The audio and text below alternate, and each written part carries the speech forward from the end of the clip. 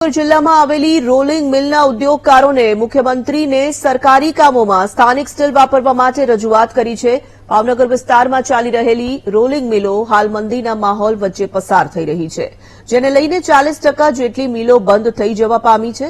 તો ભાવનગરના સિહોરમાં ચાલતી 80 રોલિંગ મિલો આવેલી છે, જેમાં હાલમાં 20 રોલિંગ મિલો બંધ હાલતમાં છે। જે ચાલુ હાલતમાં છે એ મિલોએ પ્રોડક્શન ઘટાડ્યું છે। આ સાથે જ મિલો હાલ કાચા માલની અછતનો પણ સામનો કરી રહી છે। અહીં જે ભઠ્ઠીમાં કોલસો વપરાય છે તે બહારથી ઇમ્પોર્ટ થાય છે।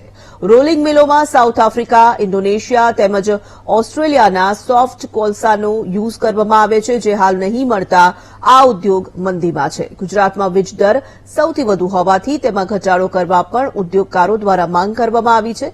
ઉદ્યોગકારો કહી રહ્યા છે કે સુરતમાં ટેક્સટાઇલ ઉદ્યોગને સરકારે યુનિટ દીઠ ₹1 ઘટાડી આપ્યો છે, તો ભાવનગર સહિત રાજ્યમાં ચાલતા રોલિંગ મિલને પણ આ લાભ આપવો જોઈએ, તો જ અન્ય રાજ્યોમાંથી સસ્તા ભાવે આવતા સ્ટીલ સામે સ્થાનિક ઉદ્યોગ બચી શકશે।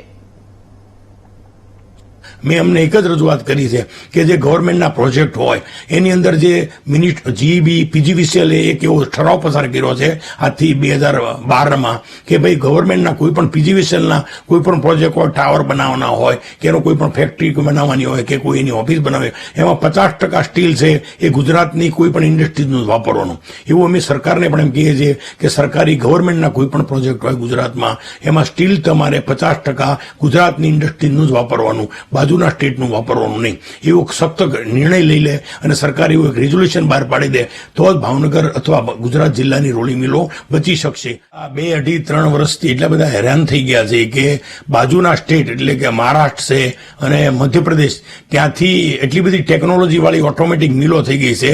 સિહોરમાં પણ અમે ઘણી ઓટોમેટિક મિલો કરી છે, પણ જે ગવર્મેન્ટ એનો ઇન્સેન્ટિવ છે એ એટલો બધો સરકાર એને મહારાષ્ટ્રમાં અને મધ્યપ્રદેશમાં એમને ₹1 ₹2 યુનિટ કન્ઝમ્પશન આપે છે। વિદર્ભ, મહારાષ્ટ્રમાં એવી બધી એરિયાઓ છે એની અંદર સરકાર ઇન્સેન્ટિવ આપે છે।